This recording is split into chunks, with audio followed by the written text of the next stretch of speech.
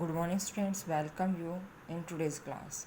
Dear students, we are discussing chapter 2 of history, Socialism in Europe and the Russian Revolution. Almost all the chapter has been completed.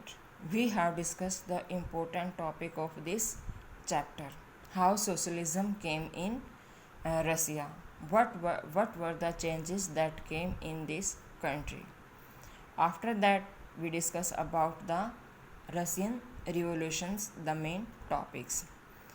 Today, we will discuss its last topic, that is the global influence of the Russian revolution and the USSR.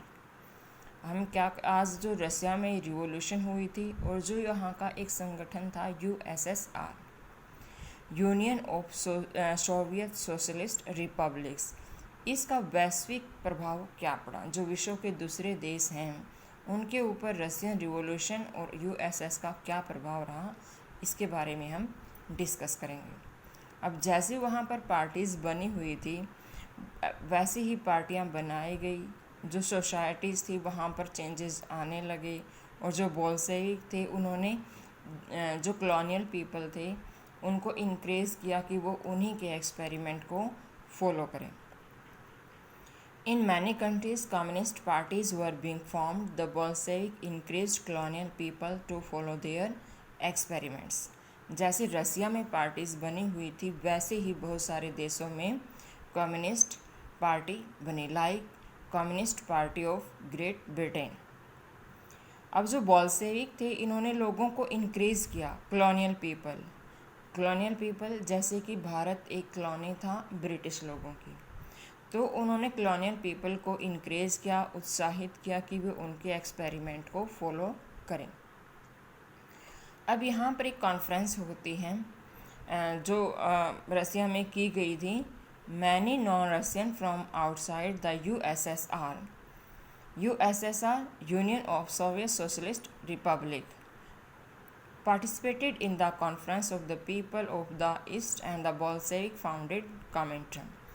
अब यहाँ पर जो conference बुलाई गई वहाँ पर उसमें USSR और बोल्शेविक के साथ बहुत सारे दूसरे देशों से भी व्यक्ति आए हुए थे, और तब बोल्शेविक ने यहाँ पर कॉमिंटर्न की स्थापना की थी, आधारशिला रखी थी। कॉमिंटर्न महासंघ बनाया गया, जो एक महासंघ था, एंड इंटरनेशनल यूनियन, ये एक अंतर्राष्ट्रीय यूनियन थी।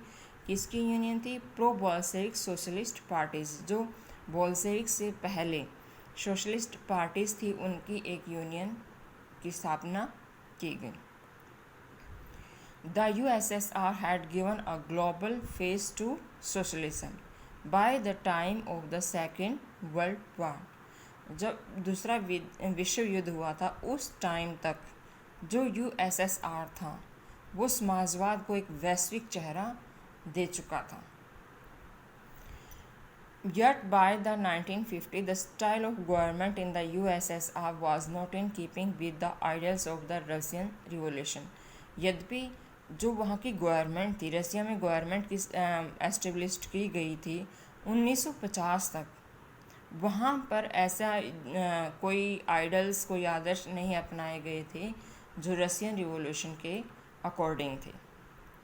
हालांकि बहुत सारे चेंजेस हुए लेकिन कुछ आदर्श वहाँ पर नहीं अपनाए गए थे यूएसएसआर के द्वारा। वहाँ पर जो गवर्नमेंट बनाई गई बोल्शेविक्स के द्वारा, यह एक पिछड़ा हुआ देश था, बैकवर्ड कंट्री था, कुछ चेंजेस यहाँ पर अपनाए गए। इसकी वजह से वहाँ पर जो इंडस्ट्रीज़ हैं वो इंक्रीज़ हुई और जो एग्रीकल्चर है वहाँ का डेवलप्ड हुआ। Its industries and agriculture had developed and the poor were being fed. The essential freedom to its citizens was being denied। अब यहाँ पर जो गवर्नमेंट बनी उसमें इंडस्ट्रीज़ और एग्रीकल्चर डेवलप्ड हुए, जो पुअर व्यक्ति थे, गरीब व्यक्ति थे, उनको भोजन मिला, लेकिन वहाँ की जो आवश्यक स्वतंत्रता थी, एसेंशियल फ्रीडम थी, उसे उसके लोगों की उन्हें वह नहीं मिली, उससे वो वंचित रहे। जैसे कि हम अब स्वतंत्र हैं, आज़ाद हैं, वहाँ पर वैसे तो डेवलपमेंट चल रहा था लेकिन लोगों को आज़ादी नहीं थी। इससे रिलेटेड कि जो क्या क्या यहाँ पर चेंजेज हुए, क्या विषयों पर प्रभाव पड़े, आप अपने एक बार चैप्टर को अच्छे से रीड कीजिएगा। और कुछ एग्जाम्पल भी दिए हुए हैं, जैसे writing about the Russian revolution in India, इसके कुछ एग्जाम्पल हैं, वो आप अच्छे से इसमें से रीड कर सकते हैं। Thank you, have a nice day.